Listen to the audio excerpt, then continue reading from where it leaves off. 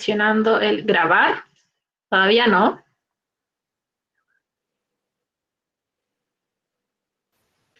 Y ahí está, está procesando.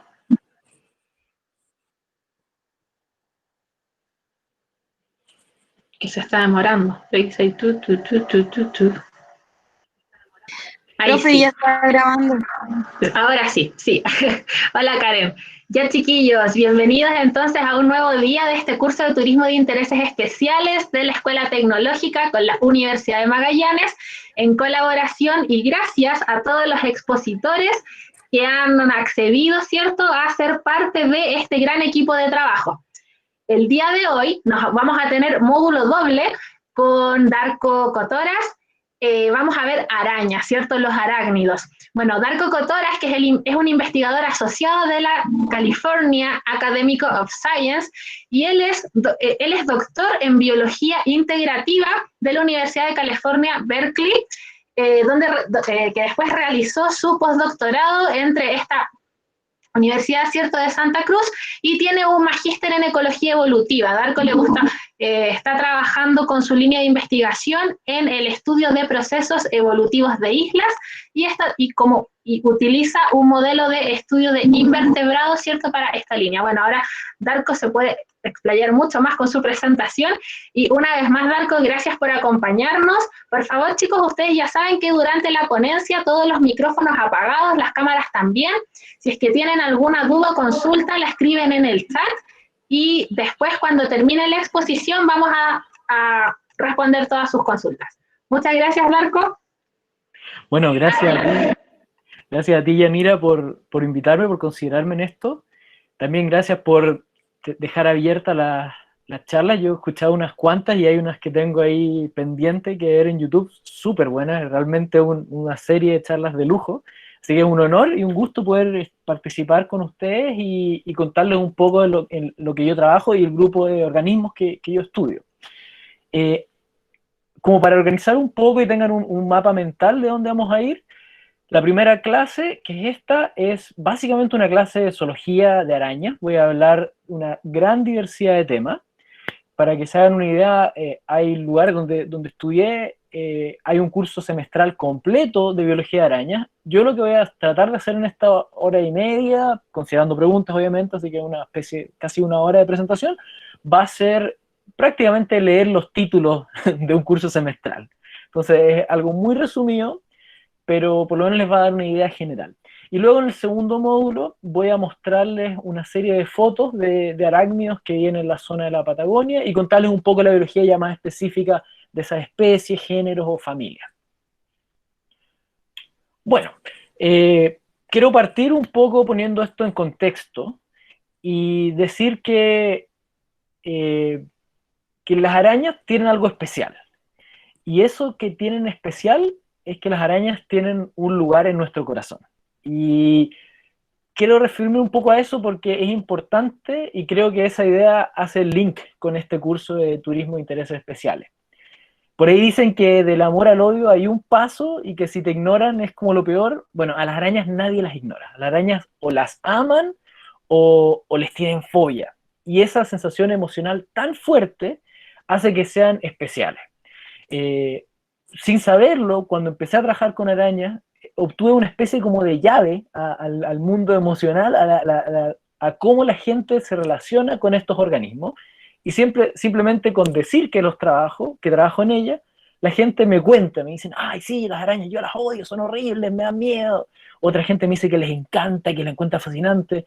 Entonces es como divertido porque algo tan íntimo y que pocas veces la gente va a contar, siempre tengo la ventana, he tenido la suerte de ver eso.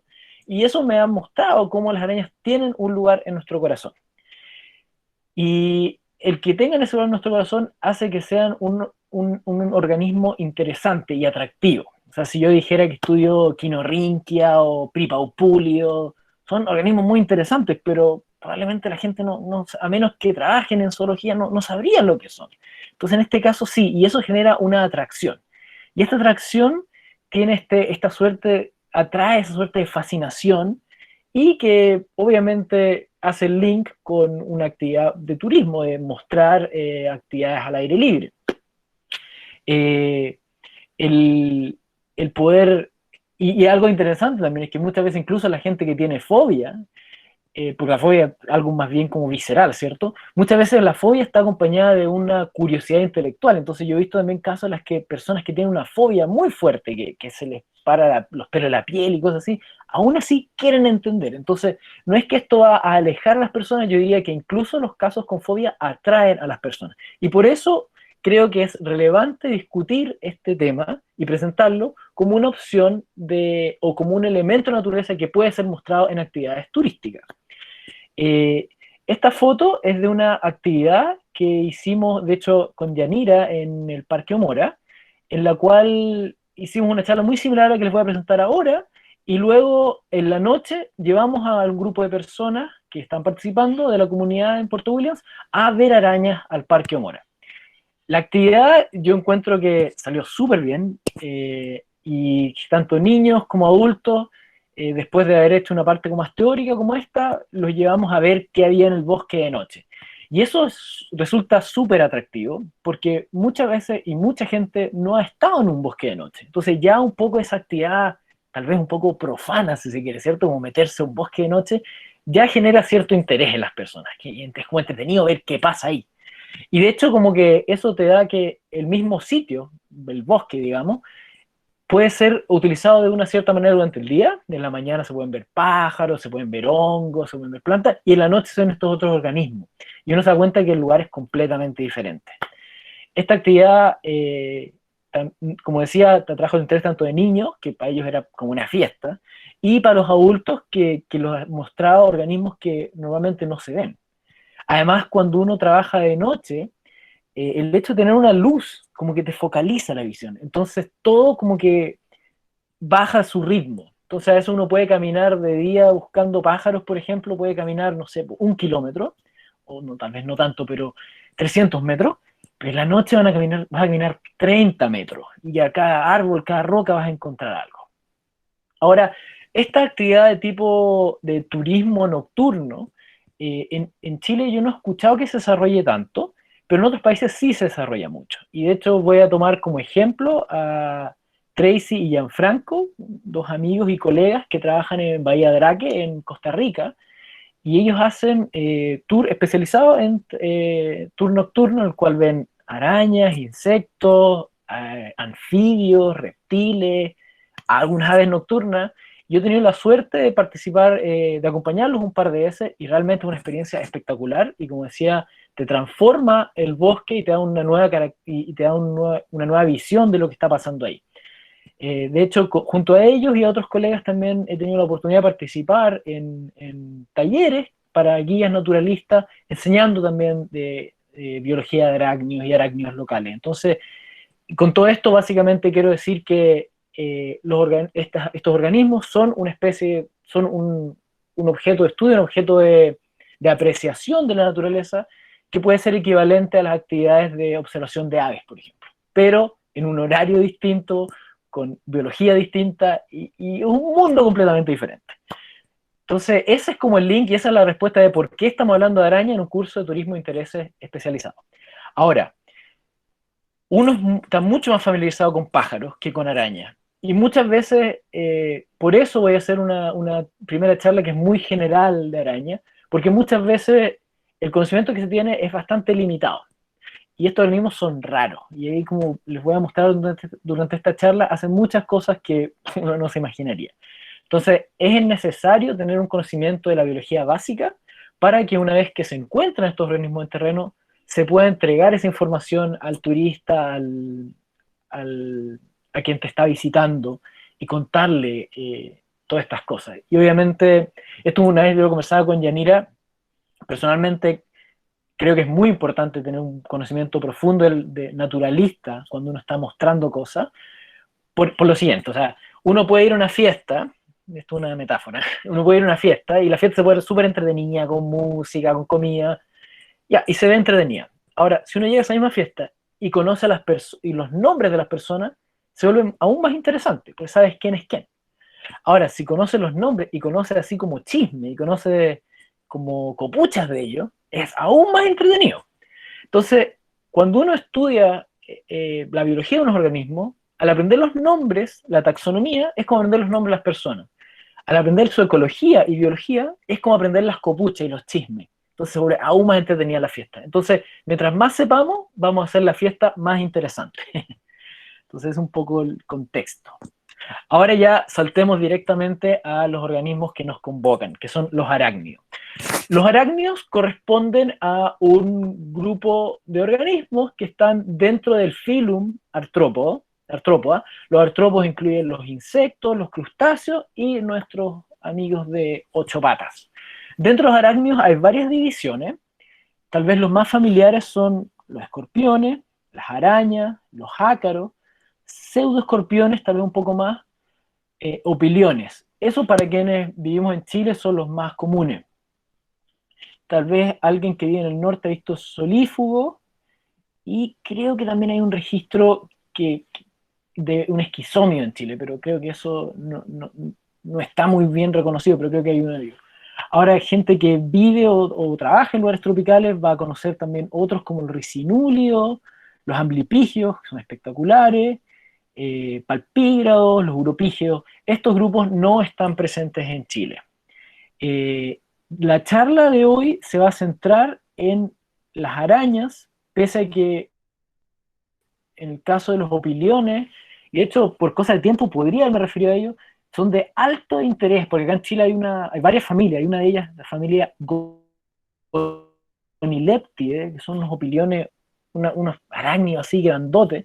De hecho, a lo mejor, ¿saben qué? En el segundo bloque, si bien hablo de arácnidos de la Patagonia, voy a hacer un par de diapos especiales para mostrarle fotos de opiliones que no son de la Patagonia, sino que son más bien de la zona, bueno, uno los encuentra en Chiloé, hacia Valdivia, son de esas zonas, son de lugares más, no tan australes, pero vale la pena mencionarlo, así que voy a incluir un par de fotitos de esas en el break. Pero lo que vamos a hablar ahora, principalmente, es la biología de los arácnidos. Las arañas se dividen en 3 grupos principalmente. El primero son los mesoteles, las migalomorfas, que son las tarántulas, y las araneomorfas, que son lo que todos vamos a llamar arañas en general. Las mesoteles son, imagínense una araña con el abdomen segmentado, tal vez eso es lo morfológicamente más evidente que la hacen diferente. Ellas no se encuentran presentes en Chile, y uno puede encontrar varias familias en el sudeste asiático. Entonces, por eso no voy a hablar de ellas. En el caso de las migalomorfas y las arañas, sí se encuentran acá en Chile, sí las podemos ver, entonces voy a dedicarles más atención. Un poco para ver diversidad en números. Estos son números, aquí está la fecha, son casi ya 10 años, excepto el de las arañas. El grupo arácnido tiene aproximadamente 48, son como si uno hace la adición de todo esto, deben ser aproximadamente unas 70.000, 60.000 especies en total, con todos los grupos pequeños que les mencioné. Arañas solas son 48.000. Caso de opiliones, 6.000, pseudoescorpiones, que son estos muy pequeñitos, 3.000, y así baja, siendo los ricinúleos los menos diversos. Ahora, muchas veces, y no solamente en arañas, sino en todos los grupos, la diversidad del grupo está también asociada a qué tan fácil se pueda encontrar. Entonces, por ejemplo, mamíferos, reptiles, mamíferos principalmente, y aves, encontrar especies nuevas es muy, muy, muy raro, porque son organismos de mayor tamaño, que la gente les ha estado mirando por más tiempo. En el caso de organismos pequeños, que son más difíciles de encontrar, que requieren técnicas más especializadas, que son más crípticos, las diversidades pueden ser un poco engañosas. Podemos ver bajos números, pero ellos no necesariamente significan que efectivamente sean así de abajo, sino que muchas veces puede relacionarse que son muy difíciles de estudiar. Sin embargo, a grosso modo, sería bastante sorprendente que los ricinúleos fueran más diversos que las arañas, pero hay que tener eso en cuenta cuando hablamos de números. Ahora, 48.000 especies a nivel mundial, en Chile son 760 y 55 familias presentes. A modo de general su morfología, el cuerpo de una araña se divide en 2 partes, el cefalotórax y el abdomen. Cefalotórax es una especie de fusión entre la cabeza y el tórax de un insecto. Acá es donde uno encuentra 8 pares de ojos, ellos pueden ser 8, 6, algunas familias creo que tienen 4 y algunas no tienen. Además, las estructuras asociadas con alimentación y con entrega del veneno, que es el esquelícero. Aquí se removieron las patas, encontramos 4 pares de patas, los palpos, que voy a hablar más adelante. Ahora si damos vuelta a la araña y vemos la parte ventral, encontramos el esternum, y en la parte del abdomen encontramos los pulmones tipo libro, el espiráculo, que es otra estructura que voy a hablar un poco más adelante, asociada con respiración, el surco epigástrico, donde se encuentra la apertura genital, tanto del macho como de la hembra llamada epiginio, y las hilanderas o spinnerets en inglés, que es de donde sale la seda. Ahora, si vemos la estructura interna de la araña, eso es un corte, hay hartas cosas acá, voy a mencionar tal vez las más interesantes a mi parecer. La primera de ellas es que las arañas, al igual que la mayoría, sino es que todos los artrópodos, se encuentran dados vuelta con respecto a nosotros en términos de la organización interna. Entonces, si uno, por ejemplo, piensa en un ser humano, uno va desde la parte dorsal, uno va a encontrar el cordón neural, después encuentras el cordón respiratorio, el cordón digestivo y el corazón en la parte más ventral. En el caso de las arañas está todo a vuelta, el corazón se encuentra en una posición dorsal en el abdomen, luego tenemos el sistema digestivo y en la parte ventral se encuentra el cordón nervioso. Las arañas tienen un ganglio cefálico, que en algunos organismos, no en arañas, pero en otros se utiliza el término ganglio subesofágico por encontrarse debajo del sistema digestivo. Como pueden darse cuenta en este diagrama, el corazón está en la parte dorsal y tiene esto que se llama un ostiolo. Las arañas tienen un sistema circulatorio de tipo abierto, a diferencia de nosotros que tenemos todas las cañerías, que son nuestras arterias y venas. Las arañas tienen, y al igual que muchos otros artrópodos, tienen lagunas sanguíneas, que son espacios abiertos, en los cuales la sangre desde el corazón, que es contráctil, básicamente inunda estos espacios. Entonces no hay una tubería, un sistema de tuberías como sí lo tenemos nosotros. Esto tiene implicancias fisiológicas que asociadas a la restricción del tamaño, porque el sistema circulatorio, al igual que el respiratorio, cuando funcionan en conjunto, tienen que ver con la entrega de oxígeno, y el oxígeno es la molécula que se utiliza en la cadena transportadora de electrones, que es un proceso subcelular, que básicamente produce energía, si lo ponemos de manera simple. Entonces, si no llega oxígeno, no se puede producir energía, o moléculas que en la destrucción de esta molécula se produce la energía química que permite que los organismos tengamos nuestro proceso fisiológico.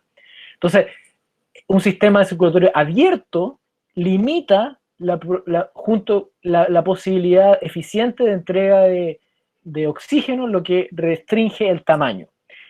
Además, el sistema respiratorio es un poco distinto al nuestro, bueno, bastante distinto al nuestro. Yo les hablé que tenía algo llamado pulmones tipo libro, y además el espiráculo, que no está aquí, pero sí está acá.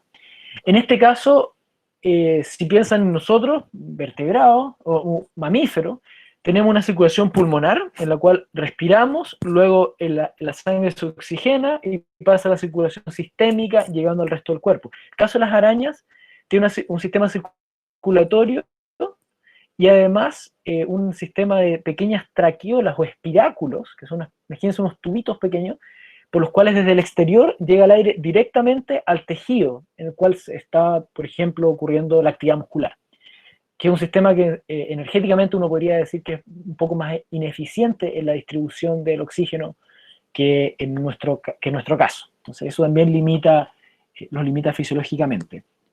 Otro elemento interesante de su anatomía interna es que en el abdomen, principalmente en el caso de las hembras, tiene una gran cantidad de espacio utilizada por los ovarios, y también aquí se encuentran las glándulas de la seda, que las voy a hablar más adelante, pero eso también está en el abdomen. Y eso es las generalidades de la estructura interna. Ahora, veamos un poco de nuevo estructura externa. Si recuerdan, acá las arañas en la parte anterior tienen una estructura que se llama quelícero. Esta es la estructura que las arañas utilizan para cazar y además lo utilizan para entregar veneno. Los quelíceros son muy importantes desde el punto de vista taxonómico porque dividen las araneomorfas de las migalomorfas, uno de los tantos caracteres, pero eso es bastante fácil de ver. En el caso de las migalomorfas, los quelíceros se mueven hacia arriba en esta forma, lo que se llama un movimiento ortognato, Y en el caso de las arañomorfas, que son todas las otras arañas, araña de rincón, araña del trigo, araña tigre, saltarina, etc., se mueve de manera labidognata hacia los lados. Entonces, esa diferencia taxonómica nos permite diferenciarla. Ahora, si miramos los quelíceros desde abajo, desde una zona ventral, veremos algo así. Entonces, el quelícero está acá, estos son los colmillos, que es por donde se entrega el veneno, y estas otras estructuras como maxilas y labios que están ventralmente y que usualmente no se ven. Ahora, si nos movemos un poquito más arriba, directamente arriba de los quelíceros se encuentran los ojos. Encontramos otra estructura que es muy importante taxonómicamente para diferenciar distintas familias y dentro de una misma familia, que son los ojos. Y aquí pueden ver una enorme diversidad de arreglos y tamaños relativos de los ojos de las arañas. Tenemos desde cosas bastante simples como las tetragnatas, 8 ojos, todos más o menos del mismo tamaño, pequeñitos, hasta cosas más sofisticadas como los ojos de las arañas salticias, que tienen ojos gigantes, y luego otros que están ubicados en la parte más trasera del cefalotórax. Tenemos casos en los que hay solamente 6 ojos, casos en los que los ojos están muy separados, otros están muy cerca, etc. Algo muy bonito es que la distribución de los ojos no es azarosa, sino que habla mucho de la ecología de esta especie. Entonces, poco muéstrame los ojos y te diré cómo vives. Arañas que son muy visuales, que tienen visión en colores, que tienen visión en profundidad, como las arañas saltarinas, tienen una ecología radicalmente distinta a arañas que tienen una vista más bien limitada, con ocelos que probablemente distinguen entre luz y oscuridad y sería, como son las tetragnatas. Entonces aquí estamos hablando de organismos que perciben el mundo de una manera completamente distinta y interactúan con el mundo de manera completamente distinta. Y aquí voy a poner un ejemplo de una especie que no está presente en Chile, esta está presente en lugares tropicales y subtropicales, que es la araña cara de ogro, que creo que pueden entender por qué tiene este nombre, de la familia Deinopidae, y que ella hace algo espectacular con su visión. Esta araña tiene una visión muy buena, como pueden imaginar, es una cazadora activa nocturna, les voy a mostrar más adelante su tela, que se asocia a su segundo nombre, que es la araña también que en inglés se llama net casting spider, que significa algo así como que tira una red. Y esta buenísima visión que tienen, a diferencia de las arañas saltarinas, por ejemplo, que mencioné antes, que son estas, que muchas veces tienen actividad diurna, estas arañas tienen actividad principalmente nocturna y tienen una muy buena visión asociada a lo mismo. Y lo interesante que tienen ellas es que degradan gran parte de su retina o se degrada al amanecer y luego en la noche se vuelve a regenerar. Es un cambio histológico bastante profundo y que además tiene otro correlato y tiene que ver con cambios en madurez. En el caso de los machos son cazadores activos obviamente durante toda su vida, pero cuando llegan a la última muda, cuando son sexualmente activos o reproductores, dejan de cazar. Al dejar de cazar, se ha demostrado que el tamaño de sus ojos se achica y la parte del cerebro asociada a procesar señales visuales también se achica. Entonces, el animal deja de tener esa inversión energética asociada a la cacería y principalmente invierte gran cantidad de su tiempo y energía en tratar de reproducirse. Entonces, aquí nuevamente tenemos como en este caso algo muy claro, los ojos, una estructura, nos está contando sobre la ecología del organismo, en este caso cómo la ecología cambia a lo largo de su vida. Ya, de los ojos pasamos a las estructuras locomotoras, que son las patas. Las patas son patas segmentadas, como todo buen artrópodo. La nomenclatura se conserva bastante similar a los insectos, reconocemos coxa, fémur, tibia, metatarso y tarso. Tienen un segmento extra, si se quiere, que es la patela, que sería una especie como de rodilla, no es una rodilla, pero pueden pensarlo así. Además, las arañas, aparte de tener 4 extremidades locomotoras, tienen una quinta par de extremidades, que son los palpos, de los cuales voy a hablar más tarde, y los palpos se encuentran aquí, entre el quelícero y las patas. Los palpos se asocian a manipulación del alimento, estos son los palpos. Este es un palpo, se asocian a manipulación del alimento y tienen un importante rol reproductivo, de lo cual voy a hablar más adelante. Esta es una foto de una araña de la familia Pisuridae, las arañas pescadoras, que son capaces de repartir su peso en sus 8 patas y caminar sobre el agua. No sé si aquí se logra ver, este es una especie de pantano, y aquí se ven los puntos en los cuales está pisando la araña y puede caminar. También las patas, al igual que los ojos, y en realidad al igual que cualquier estructura de un organismo, nos cuentan sobre su ecología. Entonces, aquí les mostré un caso de una araña pescadora. Estas arañas caminan sobre la superficie del agua y comen tanto insectos, e incluso en algunos casos pequeños peces que viven en el agua. Y aquí tenemos otros dos modificaciones de las extremidades. En este caso es una foto cercana y un diagrama de la punta de la pata de una araña que teje tela. Si bien, y eso voy a hablar más adelante, todas las arañas tienen glándulas de la seda, no todas tejen tela. Entonces, aquí tenemos nuestra arañita con su tela, y acá vemos la punta, tiene dos garras grandes y una garra más pequeña. Esta garra más pequeña es en la cual la araña prensa, de cierto modo, el hilo de seda, y así como va caminando. Entonces, si se imaginan, la araña, estas son sus dos garras grandes, y estos dos dedos corresponden a la garra pequeña, la araña estaría como agarrándose de esta manera. Ese es un modo de vida. Entonces ahora encontramos arañas que no tejen tela para cazar, como son las arañas saltarinas, que tienen un tipo de... los terminales de su pata son muy diferentes y tienen estos que son acumulaciones de setas, o en inglés se les llama como hair tuft, que son como un montón de pelitos, lo que permite que el organismo se pueda adherir a superficie. Un poco parecido a lo que ocurre con las huellas digitales que uno ve en los geckos. Ok, ahora vamos a la parte de atrás de la araña. Estas son las hilanderas, o spinnerets en inglés, que son las glándulas desde las cuales se protruye la seda. En un ancestro hipotético habrían 8 de estas glándulas, y luego en distintos grupos de arañas ellas se van modificando. Por ejemplo, en las migalomorfas encontramos solo 4, que tienden a ser bastante grandes. Otra gran diferencia entre las arañas es las arañas con cribelo y sin cribelo, que sería una especie de placa que se cree que es una modificación de 2 de estas glándulas. Y así también los largos relativos de estas hilanderas se correlacionan con distintos grupos. Otra estructura que esto está se restringe a una familia, que son los terídeos, es el calamistro, que son estos pelitos más densos que se encuentran en la pata, en el metatarso de la pata número 4. Esta estructura tiene un rol asociado a sacar la seda desde las hilanderas, y taxonómicamente es muy importante porque permite reconocer a esta familia.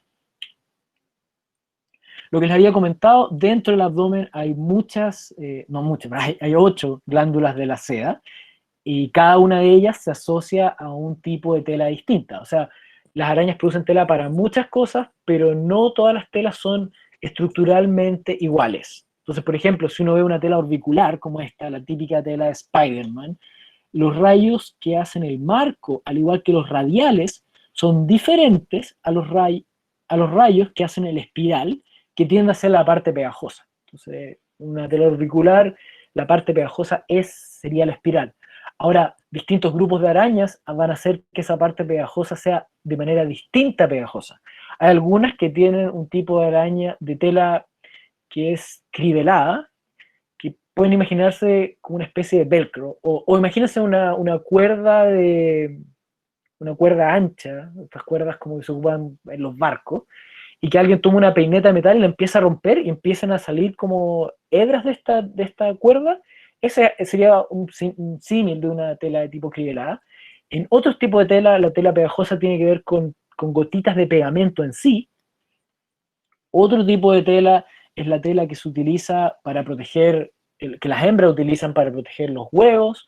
Otro tipo de tela que sale de la glándula masculina, que es una glándula específica, una 9ª glándula que tienen los machos, es una tela que se utiliza para proteger, para generar el espermateca, que es la bolita en la cual está el esperma y con el cual ocurre la fecundación.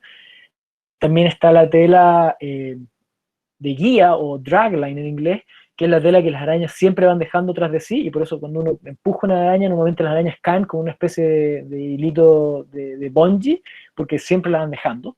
Entonces, son distintas glándulas, producen distintas telas asociadas a distintas actividades fisiológicas o comportamentales. Químicamente, la tela es una mezcla de azúcares y proteínas. De hecho, cuando vean una tela, piensen que toda esa es proteína producida por un mismo organismo. O sea, es una inversión energética enorme, y es por eso que estos organismos son como eminentemente carnívoros. Aquí esto es un poco más tecnicismo bioquímico, pero es una mezcla de espirales beta con hélices alfa y camas beta, que eso es como el nombre químico de la estructura. Entonces, y desde el punto de vista genético, y eso voy a hablar un poco más adelante, muchas de estas estructuras resultan muy difíciles de analizar en su señal genética, por lo que voy a decir más adelante, pero para que lo tengan en cuenta. Entonces, telas de araña mezclan predominantemente proteínas, pero también tienen polisacáridos. Ahora, si vemos la tela a un nivel más macro, aquí podemos un poco introducir vocabulario para distinguirla. Tenemos los hilos radiales, los hilos del marco, los hilos espirales, que son los que están alrededor, el centro, que es el meollo. En algunas familias, como la familia Tetragnathidae, tenemos una zona libre, y en otras especies, por ejemplo, esta sigela, tenemos una zona de retiro, que es un pequeño escondite. Este tipo de telas se llaman telas orbiculares. Otras arañas, por ejemplo, estas argiope, tienen ornamentación adicional. Este tipo de ornamentación ha sido bastante de debate a qué puede corresponder. En algunos casos se ha hipotetizado que la araña lo utiliza para verse más grande y protegerse de potenciales depredadores.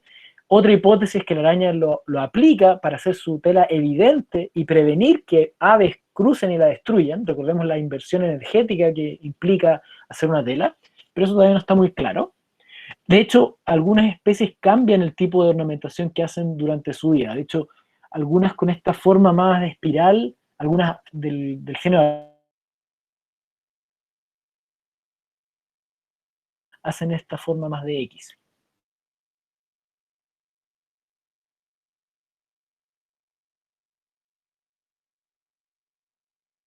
Ella no, creo que la resolución, el contraste tal vez no es suficientemente bueno, pero hacen un tipo de tela orbicular. Lo interesante es que, a diferencia de, por ejemplo, Argiope, que hace telas orbiculares verticales, la familia de Tetragnathidae hace telas orbiculares con cierta pendiente, y usualmente asociada en este género a zonas con agua.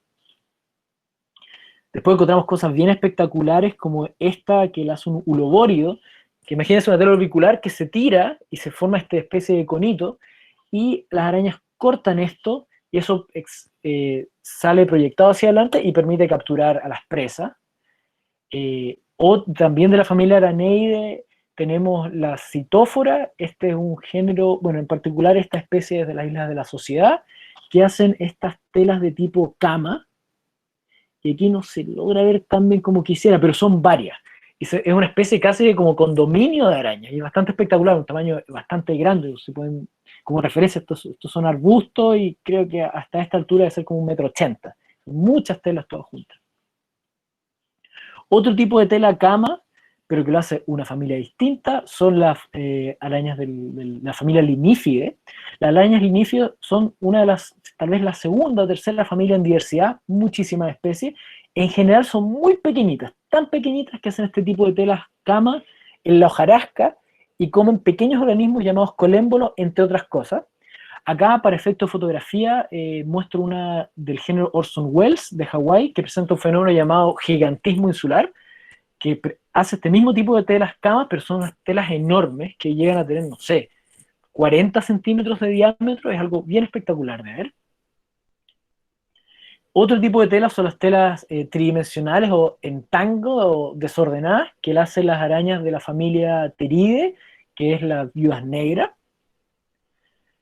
Un tipo de tela muy especializado es de la familia Deinopida. Estas son las arañas cara de ogro. Lo que hacen estas arañas es que tejen una tela, o sea, con dos patas quedan colgando, y luego entre cuatro patas las utilizan como puntos de unión para generar el marco de una tela que ellas mismas mantienen. Entonces estas arañitas quedan dadas vueltas, usualmente frente a una superficie, digamos una hoja, y están a, digamos, 5 centímetros del suelo, y ahí están esperando, y una vez que pasa un insecto, un grillo, una cucaracha, algo, le tiran la tela de manera activa. Entonces, si tienen tiempo después de interés, busquen en YouTube araña cara de ogro atacando, es bastante espectacular. Otro tipo de tela muy bonita para sacar fotografía que sí está en Chile es de la familia Austrochelide. Esta foto es del sur de Chile y que tiene una mezcla de tela crivelada, que es esta que se ve más oscura, y una tela estructural, que es la más delgada. Entonces, de hecho, aquí no se logra apreciar, pero cuando uno tira flash con cierto ángulo, logra que la tela crivelada tome un color azul eléctrico, que es bien espectacular para sacar fotos. Estas arañas también son bastante grandes, pueden tejer telas, yo diría que también unos 50 centímetros, no voy a decir diámetro porque son más o menos irregulares, y también forman en algunos casos concentraciones con varias de ellas juntas. Son nocturnas, de día uno no las va a ver. Otro tipo de tela muy especializada, que es rarísima, son las de las mastóforas. Esta foto es de una especie que vive desde Estados Unidos a Nicaragua, pero el género mastófora sí está en Chile. Y lo que hacen las mastóforas es que también en inglés se les llama bolas spider o araña boleador en español, es que tienen la tela corresponde a un hilo con una gota de pegamento, si se quiere. Y en esta gota, no sé si esta especie, pero otras especies, colocan feromonas que asemejan a hembras de cierto tipo de polilla. Entonces, básicamente, esta araña está pescando. Entonces, tiene aquí su caña de pescar con su cebo, que es la feromona de la hembra de la polilla, y la está dando vuelta, por eso se llama araña boleadora, y eventualmente machos se acercan y quedan atrapados.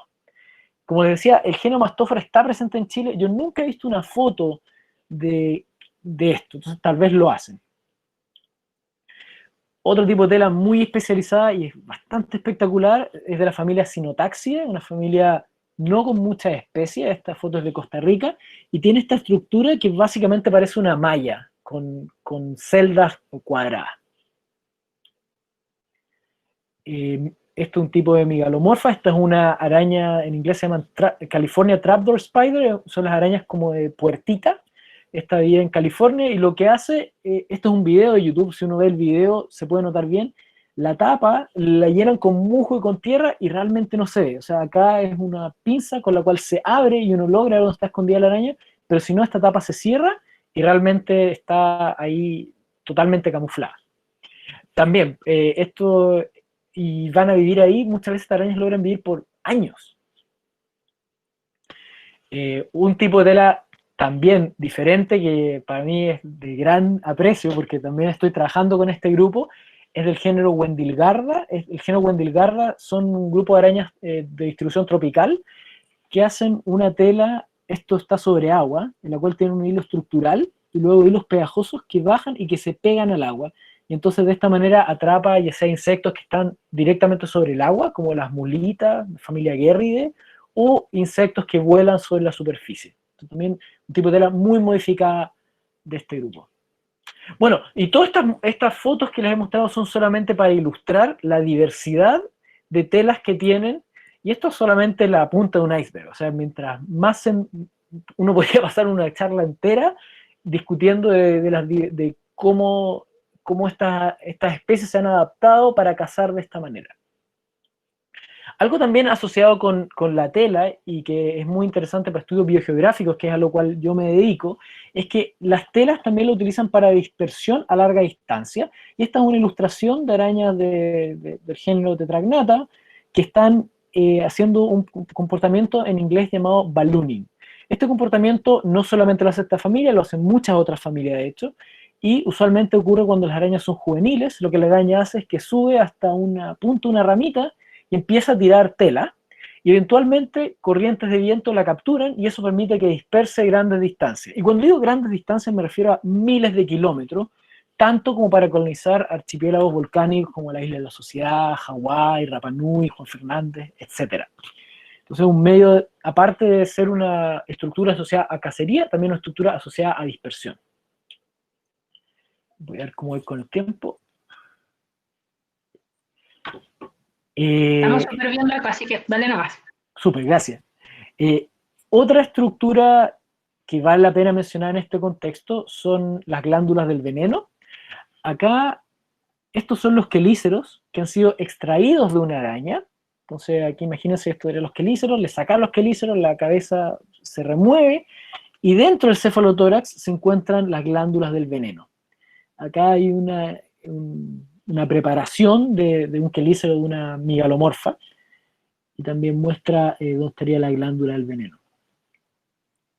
Hay distintos tipos de veneno y en general el veneno se tiene que entender como una especie de cóctel de distintas moléculas que van a hacer una serie de efectos celulares en el organismo al cual están aplicando el veneno. De nuevo, esto no podría hablar horas de ello, voy a hablar muy cortamente sobre dos que son de interés aquí en Chile. Primero, la araña Loxoceles, que es la araña de rincón. La araña de rincón tiene una especie de amplia distribución en Chile, que es la Loxoceles laeta, que es la que vamos a encontrar en las casas, y otras, creo que son 3 o 4 especies que se han descrito hace un par de años en la zona norte de Chile.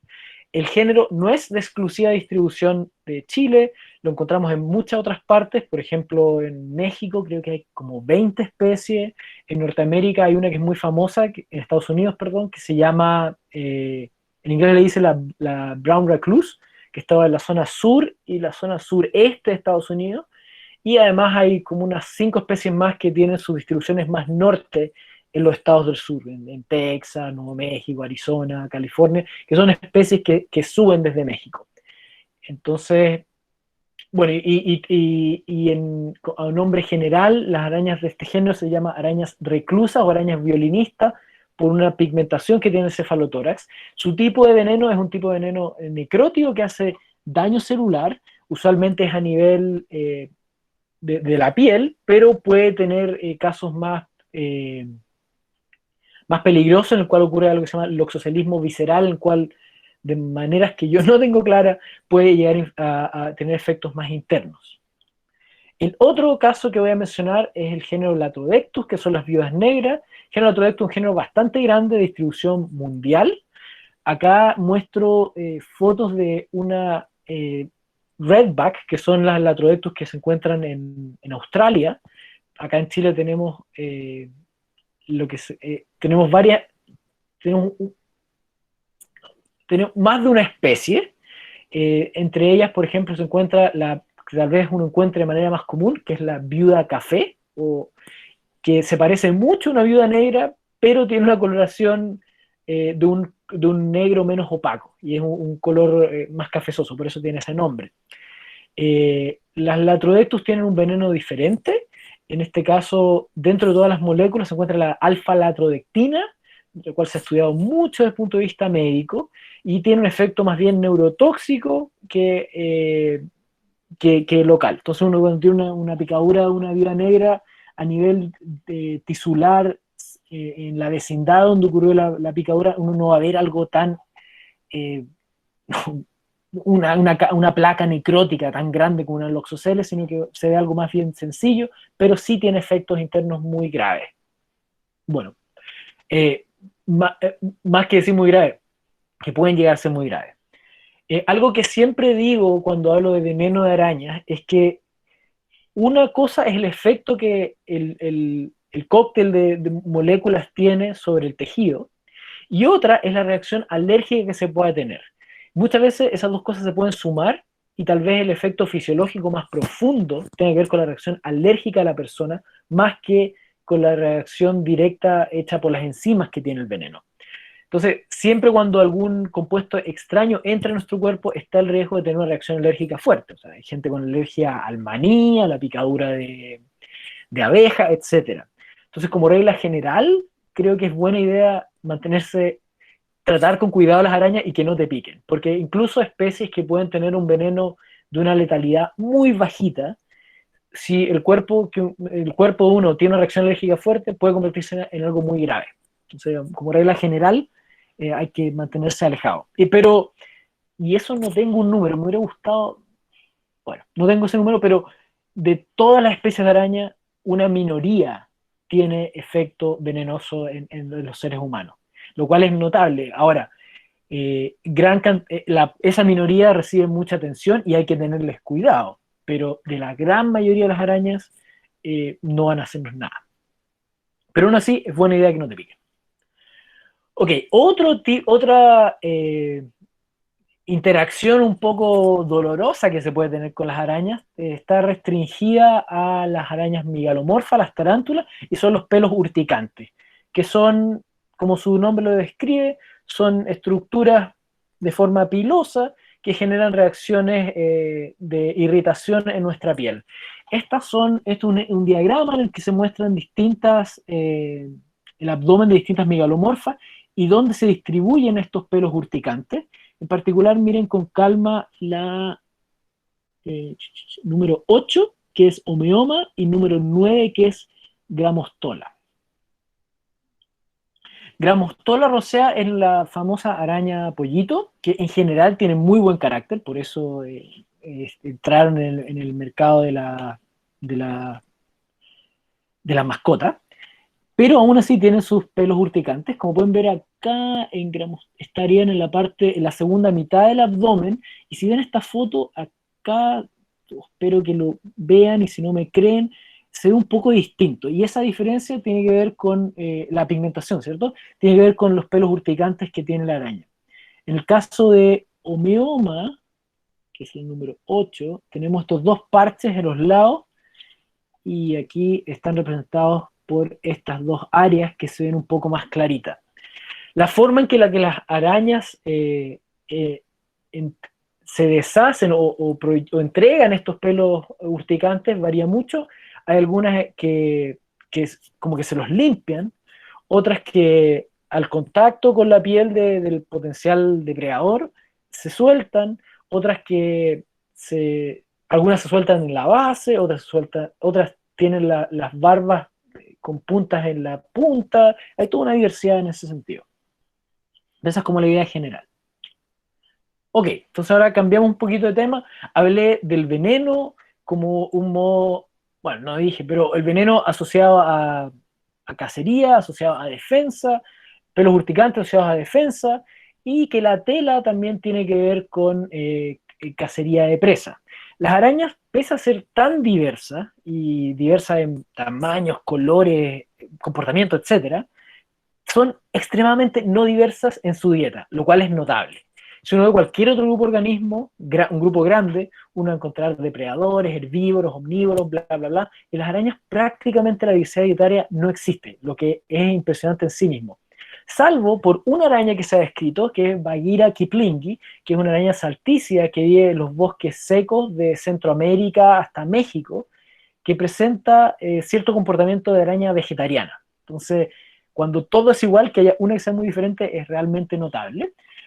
Aquí está esta arañita, es una pequeña araña saltarina. Ella lo que hace es que se aprovecha de una interacción simbiótica que existe entre un grupo de acacias, que son unos árboles un poco parecidos a los espinos de acá de Chile, que tienen algo que se llama un cuerpo de Beltian. El cuerpo de Beltian es una estructura que produce un néctar, que es un néctar extrafloral, o sea, una solución rica en azúcares que no está en la flor, que a hormigas, por ejemplo, del género azteca, se dedican a cosechar. Entonces las hormigas van, toman el néctar, sacan los cuerpos de Beltian, y viene una asociación muy cercana con esta planta, y esta arañita un poco salta en esta relación simbiótica y también saca los cuerpos de Beltian y son parte de su alimentación.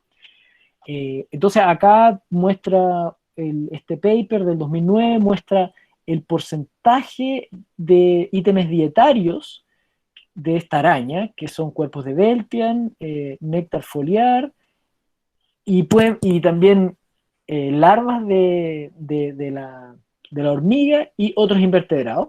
Y podemos ver que este estudio se hizo tanto en México como en Costa Rica.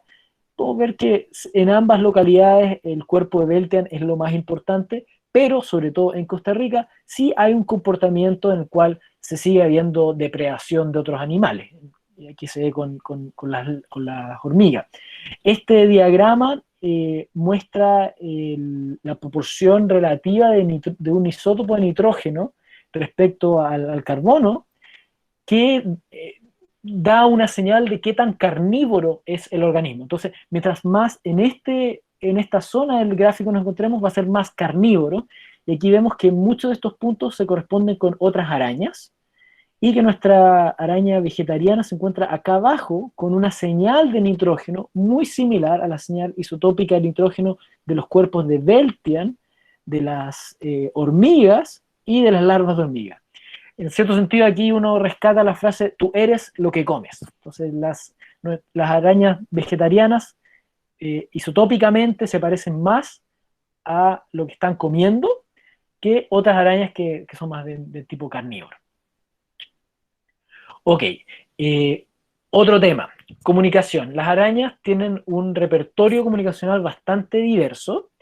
Entre ellos, y aquí voy a mostrar 3 ejemplos solamente, está el tamborileo. Bueno, a ver, y ellos tienen que ver tanto con señales visuales, señales físicas, señales químicas, etc. Entonces voy a primero hablar de las señales físicas.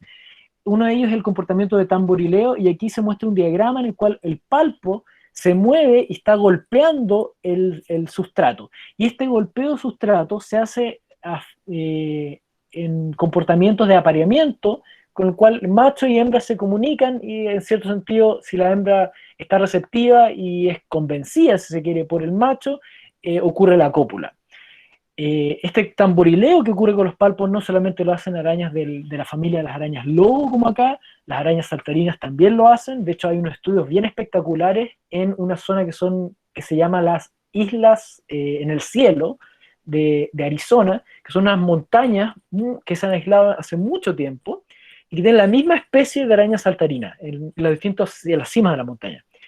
Pero cada cima de montaña, el cordón de Santa Rosa, ese es el nombre de las montañas, cada cima de montaña tiene un lenguaje distinto. Entonces, en la montaña número 1, por ejemplo, los machos cantan con cierta frecuencia, cierta velocidad, cierto volumen, y si uno expone ese macho a una hembra de la montaña 2, la comunicación simplemente no ocurre. Entonces, como que se desarrollaron una especie de dialectos locales. También las tarántulas hacen esto, y hay estudios bien interesantes de un investigador uruguayo, Pérez Miles, en el cual ven si es que lo que hace la comunicación es el tamborileo en términos del sonido, o las ondas sísmicas que se expanden en el sustrato mismo. Y lo que ellos encuentran, si recuerdo bien, es que lo que importa son las ondas sísmicas, o sea, el movimiento que ocurre en el suelo. Otro tipo de señal auditiva que las arañas comparten están producidas por órganos estridulatorios. Los órganos estridulatorios son básicamente como un güiro, así como cuando uno, eso que suena así en las canciones, es básicamente lo mismo. Y distintas arañas hacen estos sonidos de distintas formas. Acá hay unos diagramas en los cuales, por ejemplo, tenemos esto tiene un nombre, la hoja en la parte de atrás del cefalotórax, y la uñeta se encuentra en la parte de adelante del abdomen, entonces así lo raspa. En estos otros casos tenemos la hoja en la parte ventral anterior del abdomen y la uñeta en el pedúnculo. En estos otros casos tenemos la hoja debajo de los ojos y arriba del quelícero, y la uñeta en la tibia, en el fémur. El fémur. Otros casos tenemos la hoja en el quelícero, y así. En otros casos en las coxas del primer y segundo, el primer par de patas, y la uñeta en la coxa del segundo. Entonces hay toda una diversidad de cómo se van produciendo estos sonidos. Los escorpiones también hacen lo mismo. Otro tipo de señales físicas que las arañas perciben, las perciben a través de estas estructuras que se llaman tricopotria, que son unos pelos sensoriales que son muy característicos por tener este tamaño creciente hacia distal, y eso permite percibir vibraciones atmosféricas. Otra dimensión de comunicación que tienen las arañas son feromonas. Las feromonas son compuestos químicos liberados al ambiente y, por ejemplo, sí, compuestos químicos ligados al ambiente que pueden tener asociaciones a encontrar pareja o señalizar otras cosas. Y aquí se muestra en una filogenia, que es una especie de árbol familiar de distintos grupos de araña, se muestra la naturaleza química de distintas feromonas. Y como se pueden dar cuenta, o sea, todas estas pertenecen a este grupo, todas estas a este otro grupo, etc. Como se pueden dar cuenta, en algunos casos tienen bastantes diferencias en su estructura química, lo que es interesante en sí mismo, porque pareciera que la comunicación a través de feromonas evolucionara de manera independiente en distintas familias dentro de las arañas. Ahora, para poder entender esto bien, probablemente sería necesario hacer un muestreo exhaustivo en todas las familias de arañas y ver cómo se hicieron las transiciones, pero ya con el muestreo que se tiene se puede ver que hay diversidad en las moléculas que se utilizan para comunicarse. Y bueno, el otro tipo de comportamiento son las señales visuales, y en ese sentido, por cosa de tiempo no lo voy a mostrar ahora, pero les recomiendo absolutamente que busquen videos de las arañas pavo real o peacock spider de Australia, género Maratus. Ellas, dentro de muchas otras arañas que tienen señales visuales, hacen tal vez uno de los casos más espectaculares, y estos son unas danzas que las arañitas tienen para atraer a las hembras. Y en este caso no es solamente la señal visual, en este caso es un tipo de comunicación multimodal, en el cual estos colores comunican, pero también el movimiento que hace la araña con sus patas, los sonidos que puede hacer con tamborileo, etc. Entonces, para estudios de comunicación multimodal, este es un excelente modelo de estudio. Hay un profesor, Demian Elías, en la Universidad de California en Berkeley, que ha estado trabajando en eso bastante tiempo, y se han descubierto muchas cosas. Ahora voy a referirme un poco al color en las arañas, profundizando en el tipo de comunicación visual. Hay distintas formas en las que las arañas producen coloración. En este caso tenemos pigmentación, por ejemplo, carotenos en las líneas más amarillentas en esta argíope, células como las eumelanina en los parches negros de la, o sea, en la superficie negra de una viuda negra, homocromos en el caso de esta araña cangrejo, vilina en el caso de este juvenil de un esporácido, color de tipo físico en el caso de estos quelíceros de un Fidipus, como Physis, que es un género de Australasia. Cada vez que uno ve un tipo de coloración brillante metálica, es un tipo de coloración física, no es un pigmento, y eso voy a tener un poquito. En el caso de las pigmentaciones, una vez que el organismo muere, el pigmento se va a degradar y se pierde. Entonces, si uno preserva esto en alcohol, uno lo va a perder. En el caso de las pigmentaciones físicas, que es la estructura y la forma que hace el scattering, la dispersión de la luz, lo que genera el color, pese al organismo esté muerto, se mantiene la coloración. Después tenemos otros casos medios intermedios, como esta leucauge, que tiene estas manchas blancas que son guanina, que se hace un depósito de guanina, y sobre la guanina se colocan otros pigmentos como estos cromóforos e iridóforos, que son estructuras con cierto tipo de pigmentación. También con pigmentación de guanina, pero con un tipo de cristalización diferente, tenemos esta argyrodes, que genera un color más bien plateado, o esta araña cangrejo. Si quieren ver una araña muy bonita también, busquen la Disco Ball Spider, como la araña de bola de discoteca, que tiene este mismo tipo de posición, pero en pequeños fragmentitos. Entonces parece eso. Ok, entonces ya hablamos de comunicación, dijimos que la comunicación tiene que ver con cortejo muchas veces, hablamos que el color un poco, ahora hablamos, hagamos atención al cortejo. Cuando las arañas tienen dimorfismo sexual, al igual que en muchos organismos, las hembras tienden a ser de mayor tamaño que los machos. Este es un caso extremo en el género Néfila. La hembra está acá y el macho es esta cosa chica acá. Son tan extremos que algunas especies de Néfila en el registro fósil, en ámbar, fue el macho y la hembra descritas originalmente como especies diferentes, y después se ve que son lo mismo.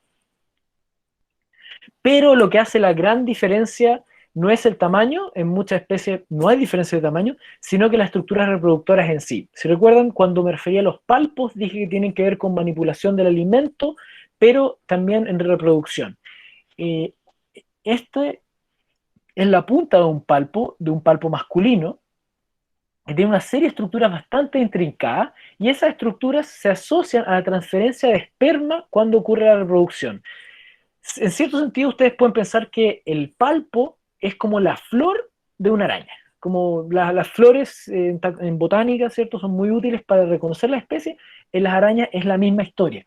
El palpo en el caso del macho, o sea, los estambres si uno quiere, y en el caso de la hembra, el pistilo sería como el epiginio, que es la estructura reproductiva de ella. La estructura reproductiva de las hembras es complementaria a el macho, y de hecho si uno ve todos estos canalículos y todas estas puntas, apófisis, etcétera, encajan de manera perfecta, así como llave cerradura, en el epiginio femenino. De hecho, epiginios y palpos son las estructuras que evolucionan más rápido, que cambian más rápido dentro de las arañas, pues se asocian con la formación de nuevas especies.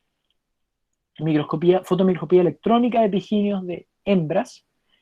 Bueno, y de hecho cuando uno está haciendo taxonomía de araña, esto es lo que más mira, ¿cierto? Palpos y epiginios. Y ello implica mucho trabajo de microscopía, a veces extraer la estructura, limpiarla, etc. La forma en la que ocurre la reproducción es bastante creativa, por decirlo de otra manera. En las arañas yo diría que se da a un extremo lo que es lo que se ha denominado como conflicto sexual, en el cual el macho siempre busca reproducirse y la hembra es la que es más bien selectiva. Y digo que se da un caso extremo porque la hembra no solo es selectiva, sino que muchas veces el macho arriesga su vida literalmente al tratar de reproducirse. O sea, si no logra hacer un baile suficientemente atractivo, la hembra puede que simplemente se acerque y se lo coma. Y eso ocurre muy frecuentemente. Y aquí hay solamente 4 de muchísimas formas en las cuales ocurre la cópula. En oscuro está el macho, en claro está la hembra. Aquí podemos ver, por ejemplo, casos en los cuales están de manera invertida y el macho inserta su pedipalpo por la estructura en el epigenio, en D. Otros casos en los cuales el macho aleja a la hembra para evitar que se lo coma e inserta su pedipalpo en esta orientación. El tetragnata, que es el grupo que estudio, el macho con sus quelíceros, que son muy alargados, atrapa los quelíceros de la hembra, evitando que ella lo coma y hace la reproducción. De hecho, en tetragnata también hay unos casos documentados en los que cuando un macho se reproduce, genera una suerte de tapón de esperma, algo parecido a lo que hacen ciertos ratones. Y el macho con su palpo lo que hace primero es que saca el tapón de esperma del macho anterior y luego coloca su propio esperma. Entonces, la reproducción en araña en sí es todo un mundo súper interesante de estudios de comportamiento. Una vez que la reproducción ocurre, después viene el cuidado parental. Bueno, los grados de cuidado parental varían mucho. En gran cantidad de especies no existe ningún tipo. Hay especies que dejan sus huevos y la araña se va. En otros casos que se da cierto cuidado, por ejemplo, esta araña carita feliz de Hawái, las colocan en vez de las hojas y uno puede identificar los huevos. Esta otra araña de Costa Rica, la tela con la que protege el huevo no permite que uno identifique el huevo, está aquí. Estas tarántulas acarrean sus huevos, algunos esporáceos acá en Chile, como el polibetes, también acarrean sus huevos. Arañas de tipo lobo acarrean las crías, y todos estos puntitos de acá son un montón de arañas bebés que la araña las acarrea por cierto tiempo. Y bueno, eso, entonces hay ciertos distintos grados de cuidado parental que ocurren ya sea al huevo o a las crías, etc.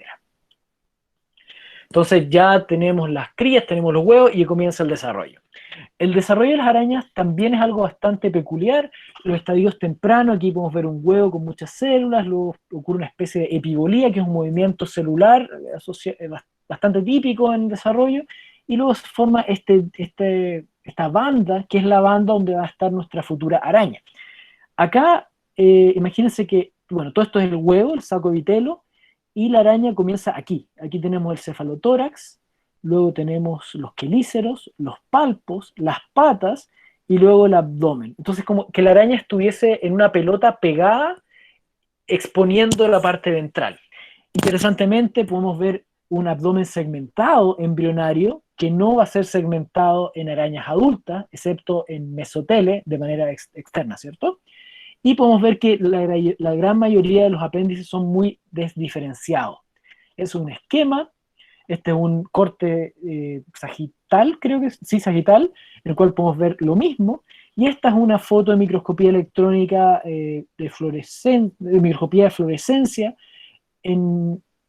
microscopía confocal, en la cual se utiliza fluorescencia para ver un gen, creo que era DASH u otro gen, que está marcando algo. Y ahí podemos ver las patitas y eso.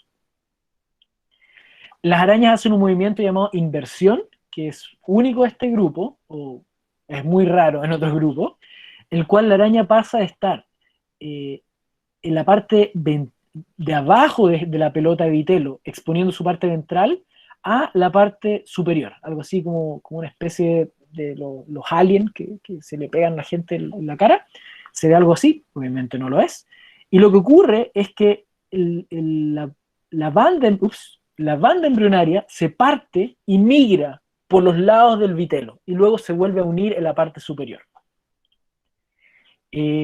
Se han hecho bastantes estudios de biología del desarrollo para entender cómo se diferencian estos distintos apéndices. Recuerden que aquí yo decía que se ven bastante desdiferenciados, y se ha visto que una combinación de genes generaría ya sea quelíceros, palpos, pata 1, 2, 3, 4, etc. Y la presencia de estos genes, por ejemplo, de todos ellos, produciría una morfología de pata 4, mientras que solamente la presencia de estos 4 produciría una morfología de pata 1, etc. Y eso se ha estudiado.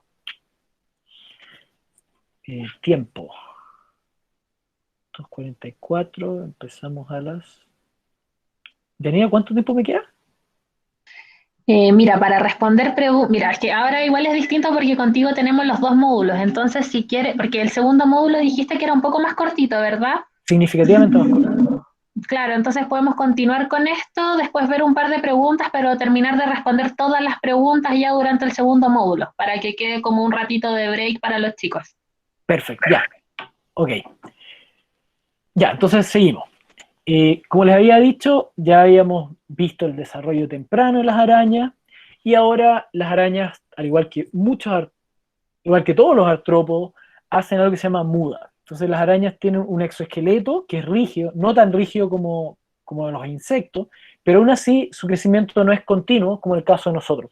Sino que es un crecimiento más bien discreto a saltos, en el cual la araña, después de cierto tiempo, muda, deja su exuvia, su exoesqueleto, y pasa a ser una araña un poco más grande. Y así el número de mudas va a variar dependiendo de la especie, el tiempo que dure la muda también varía dependiendo de la especie.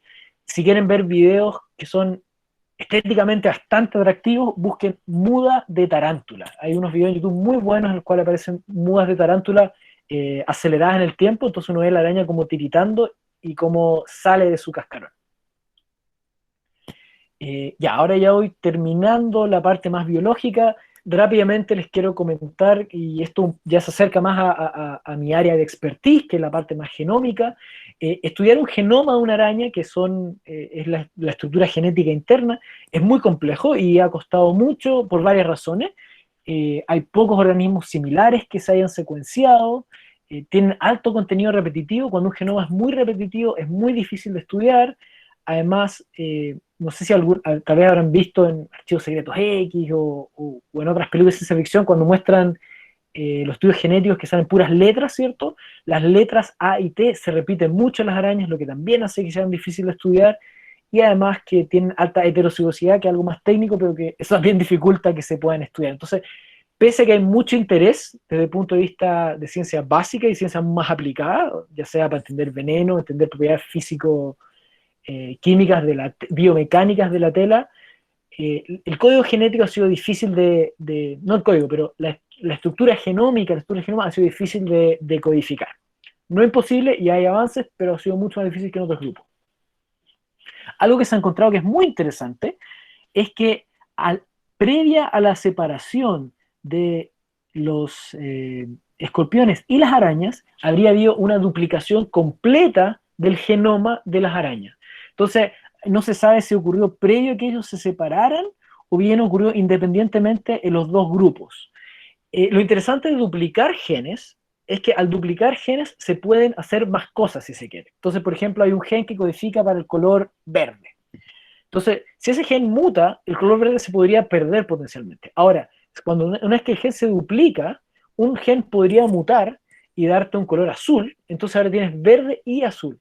Entonces, al duplicar genomas, se duplica la batería de proteínas con las cuales se pueden hacer cosas. Entonces, eso es algo interesante que se descubrió hace poco, secuenciando el genoma de una araña de caza.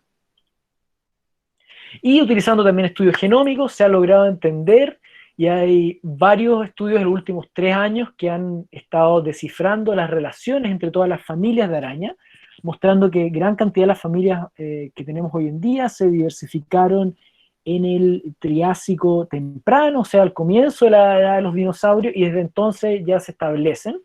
Este es un estudio, aquí hay otro estudio que ocupando técnicas genéticas diferentes, pero complementarias, llegan a respuestas bastante similares. Ya las últimas 2 diapositivas de la biología de arañas. Las arañas tienen parásitos. Este es un caso muy espectacular, que son Cordyceps. No sé si hay Cordyceps acá en Chile, pero en el trópico definitivamente hay. Y son estos hongos que la araña se infecta, muere y después sacan sus cuerpos de fructíferos directamente desde el cuerpo.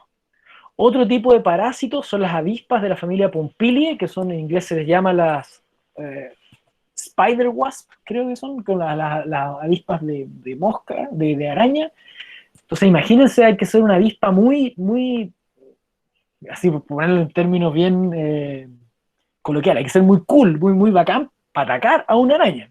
Entonces lo que hacen estas avispas es que paralizan a las arañas y luego en ellas depositan sus huevos, y las arañas se mantienen vivas durante todo el proceso de desarrollo de las larvas, que se están comiendo los interiores de los hospederos.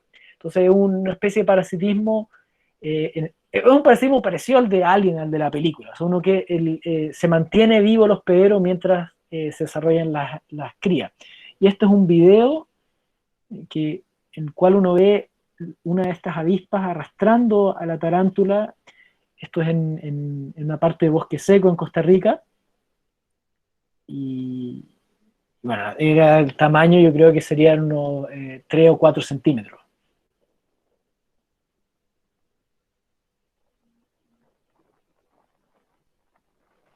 Entonces ahí la avispa, una vez que paraliza la araña, empieza a arrastrar hasta su nido, y ahí es donde va a ovipositar. Ahí, en este caso una pobre tarántula que se la llevan.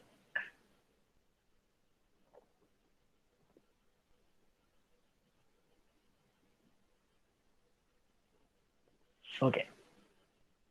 Ok, entonces ahora lo último, que es, ya les conté mucho de las arañas, de lo que hacen, etcétera, pero cómo se encuentran y cómo se estudian. Aquí ya entrando más a la parte del trabajo de un biólogo, un aracnólogo, qué es lo que hace. Entonces, lo primero que uno tiene que hacer es obviamente tener una pregunta.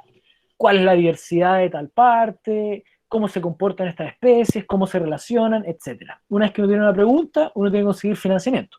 Uno postula a un proyecto, usualmente te van a rechazar muchas veces, eventualmente te lo ganas. Tienes el dinero y luego uno quiere ir a un lugar a estudiar. Entonces, lo importante que hay que hacer ahí, una vez que ya se tiene la pregunta y el financiamiento, es ver cuáles son las regulaciones locales para interactuar con flora y fauna. Y esto es bastante general, no solamente para arañas, ¿cierto? Y si bien en todas partes varían, creo que lo general es que siempre va a haber algo y que siempre se necesita tiempo, porque estos se procesan. Entonces, independiente de qué país uno vaya, siempre hay que pensar, voy a tener que hacer algo y tengo que hacerlo con tiempo. Y las cosas varían mucho, ¿cierto? En algunos casos se divide administrativamente el territorio, en algunos, y uno pide permiso a distintas autoridades territoriales. En otros casos tiene que ver con el tipo de análisis que se hace. Por ejemplo, acá en Chile, CONAF estaría encargada de áreas silvestres protegidas, pero, por ejemplo, si uno quiere estudiar tarántulas que se encuentran bajo la ley de caza, hay que pedir un permiso también al SAC. Entonces, si por ejemplo yo quiero estudiar tarántulas en un parque nacional, necesito permiso del SAC y un permiso de CONAF. si quiero estudiar tarántulas en lugares que no están bajo la jurisdicción de CONAF, aún necesito el permiso del SAG. En Costa Rica, uno necesita, por ejemplo, permiso del sistema, ¿cómo se llama? No me acuerdo el acrónimo, pero uno tiene que contactarse con áreas protegidas, con los parques nacionales si uno quiere trabajar ahí. Ahora, si uno quiere hacer estudios genéticos o de extraer algún tipo de molécula activa del organismo, necesita un permiso adicional de CONAGEBIO. Entonces, en este caso, si bien hay una distribución territorial, que es por áreas protegidas, sí. Entonces, uno tiene que pedir permiso al área protegida. El país entero está dividido en áreas de conservación. Claro, eso es. Y las áreas de conservación no se coinciden exactamente con las áreas de administración civil. Entonces uno tiene que ver, ya, esta zona es el área de conservación Guanacaste, y el área de conservación normalmente tiene que ver con más bien una definición biológica más que la histórica que se hizo. Entonces uno contacta a ellos para ir al Parque Nacional. Pero ahora si uno quiere hacer un estudio genético, además hay que contactar con Agedio, que trata ese tipo de temas. En Hawái, por ejemplo, uno, si quiere trabajar en un parque nacional, hay que hacer permisos al gobierno federal, porque los parques nacionales son tierras federales. Pero si uno quiere trabajar en otras zonas, se pide el permiso al sistema estatal.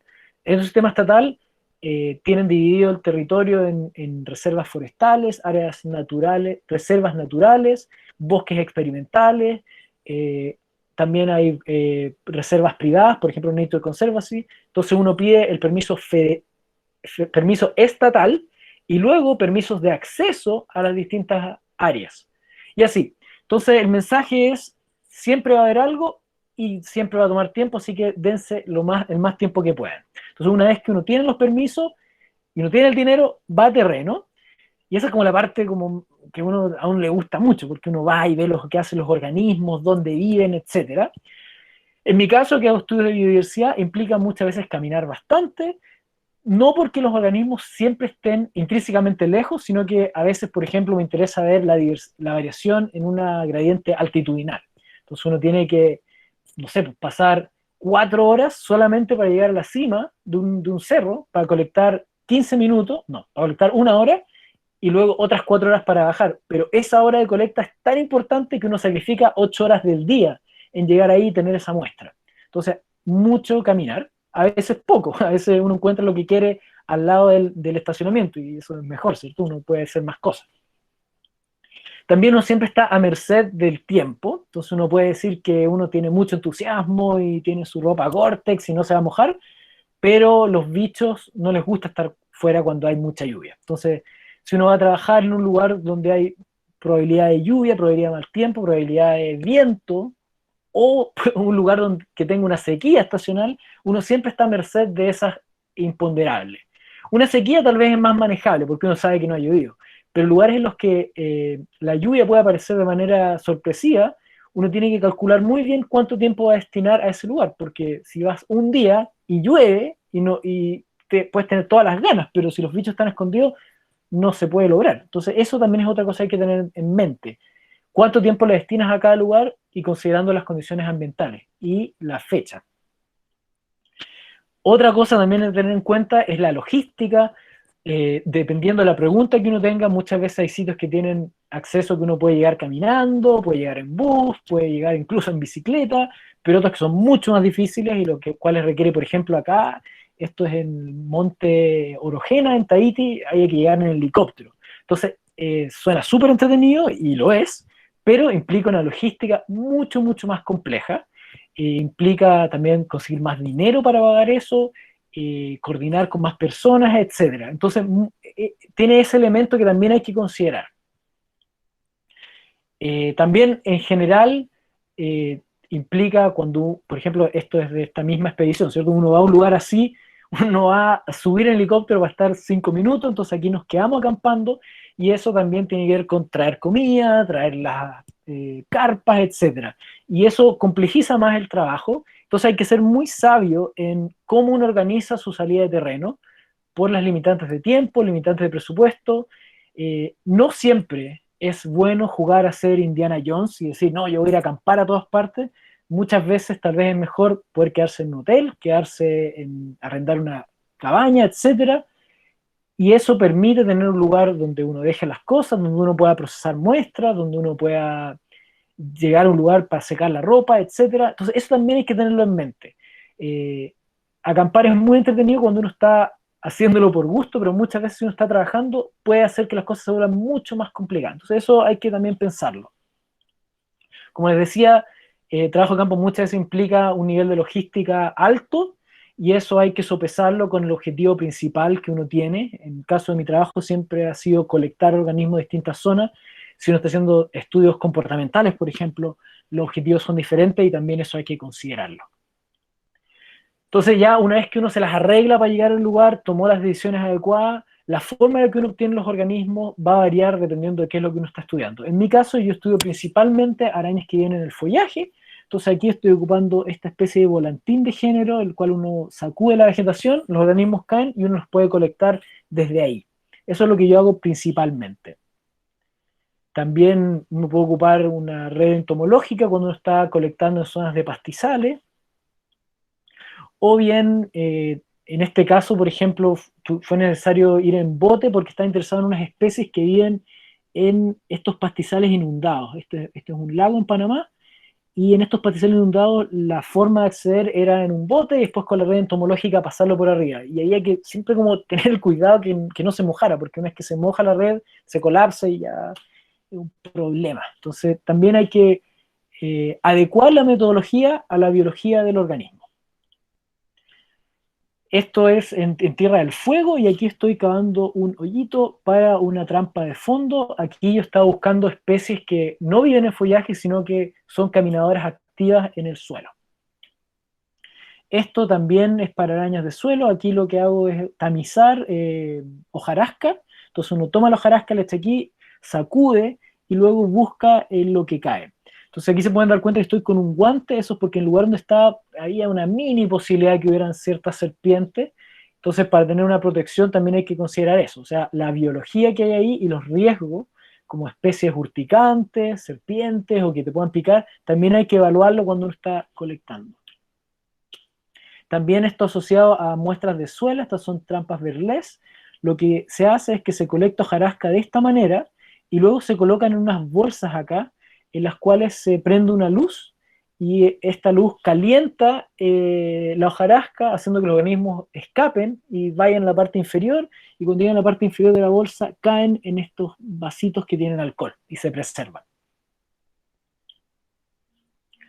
Este es, un segundo. Este es otro modo de colecta. En este caso yo estaba interesado en buscar distintos tipos de tela. Entonces uno tira maicena con esta pera y a la zona donde uno encuentra la tela y aparecen. La foto de la Wendilgarda que yo les mostré la saqué de esta manera. Y obviamente trabajar de noche, que es salir a colectar en la noche y activamente ver cómo están comportando los organismos, es muy importante. Entonces, cuando uno está en terreno, como les decía, acampar no siempre es la mejor opción, porque gran parte del trabajo se hace después de vuelta. De hecho, yo diría que casi la mitad del tiempo en terreno es estar procesando muestras, tomando fotos, tomando registro de dónde se encontró el espécimen, qué estaba haciendo, condiciones ambientales, etcétera. Y a veces, bueno, a veces uno puede estar en una mesa, a veces hay que ser un poco más creativo y en la parte de atrás de un jeep uno procesa. Y todo eso para tener la colección lista y preparada. Luego se empaqueta, se siguen las regulaciones de transporte internacional para enviar este tipo de muestras de museo, que van a ser muestras de museo, ¿cierto? Entonces hay toda una serie de papeleo que hay que trabajar. A veces países tienen permiso de exportación, países tienen permiso de importación, hay que hacer declaraciones en aduana. Entonces uno tiene que tomar todo eso en cuenta, se envía al museo. Una vez que llega al museo o universidad, se va a almacenar y uno va a empezar luego el trabajo. Esta es la forma clásica de almacenar arañas. Se almacena en alcohol al 70% si es para estudios morfológicos, al 100% si es para estudios genéticos, y hay ciertos buffers para otros estudios genéticos también. Acá esto es una foto ya de vuelta en laboratorio en Santa Cruz durante mi postdoc. Ahí estaba estudiando muestras antiguas de museo y estoy así no porque esté con algo infectivo, sino que es para proteger las especies de contaminación que puede ser el DNA que provenga de mí. Entonces, una vez que uno tiene los especímenes, se pueden hacer estudios de morfología con microscopía, o estudios ya de genética, que es el trabajo que yo hago, en el cual uno saca el DNA, se convierte en secuencia y después gran parte del tiempo es simplemente sentado frente al computador corriendo distintos tipos de análisis. Entonces ya las últimas 2 diapositivas, les había dicho al comienzo que hay un muy buen sitio web que se llama el Catálogo Mundial de Arañas, World Spider Catalog, que eso es asequible para todo el mundo, tiene actualizada la taxonomía de todas las arañas y tiene prácticamente el 99% de la literatura que se ha hecho referente a taxonomía, a nombres de especies. Y ustedes pueden acceder a esa literatura simplemente inscribiéndose en la página, es gratis, colocan su correo y cada vez que pongan el nombre de una especie les va a decir cuál es el nombre más actualizado, una reseña de la distribución y literatura relevante. También, para el caso de Chile, en particular el grupo de Facebook Arañas de Chile es muy activo. Tiene gente muy buena que han estado haciendo estas fichas, que son como 40 ahora, tal vez un poco más, que escriben de manera muy sinóptica y con un diseño bastante atractivo a mi gusto, de las especies que encontramos acá. Además, para complementar esta charla, yo les recomendaría muy fuertemente este video de YouTube que tiene casi 2 horas, que hizo Pablo Núñez, Conceptos Básicos de Arañas y Reconocimiento de Especies en Chile. La primera parte se parece a esto, es biología general, y luego Pablo revisa distintas fichas y les cuenta un poco de la biología de esta araña a nivel de todo el territorio, así que totalmente recomendado. Eso, yo estoy medio perdido con el tiempo por la diferencia de horario. Sí, Darko. Son las, bueno, 15:04 ya para los chicos Chile Continental y 16:04 Magallanes. Ya, ya. Entonces me comí el tiempo de preguntas y estamos a mitad del break, ¿o no? Claro, una cosa así. De hecho, a ver... ¿Qué parece si hacemos el break y después volvemos con las preguntas? Dale, ¿les tinca a esos chicos que confirmen por el WhatsApp, eso, por el chat? Perfecto, entonces dejemos el break y una vez que volvamos del break, empezamos con las preguntas y después de las preguntas volvemos a los tipos de arañas en la Patagonia. Fantástico, ya, lo hacemos de esa forma. Gracias, Dani, yo también voy por agüita para el mate. Ya, voy a también tomar algo de agua. 15 minutos de break. Sí, 15 minutos, mira, son las 16, ya, son las 16:05, 15:05, bueno, el segundo módulo sí o sí empezaría a las 15:15. Conéctense a esa hora, ¿dale? Okay, 15:15 Chile Continental. Perfecto. Vale. Ya, Darko, tú también. Nos vemos, Sí. hago tomar agüita. Sí.